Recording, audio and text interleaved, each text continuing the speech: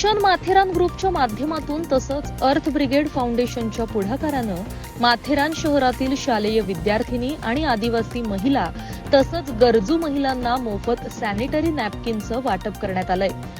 Mission Matheran ग्रुपच्या महिलांनी या उपक्रमासाठी पुढाकार घेतला होता।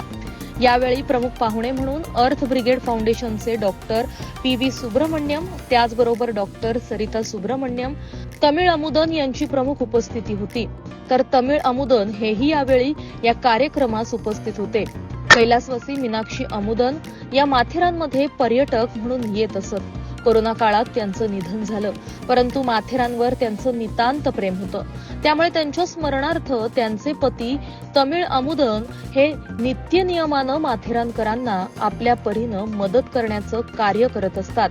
त्यांनी आतापर्यंत येथील दिव्यांग लोकांना वॉकर, स्टिक, शिलाई मशीन, घरघंटी, शालेय विद्यार्थ्यांना शालेय उपयोगी साहित्य, सॅनिटरी नॅपकिन आणि अनेक प्रकारची मदत नित्य नियमानं केली आहे। माथेरानकरता यापुढे आपण सदैव मदत करण्यास तत्पर राहू, असं त्यांनी सांगितलं।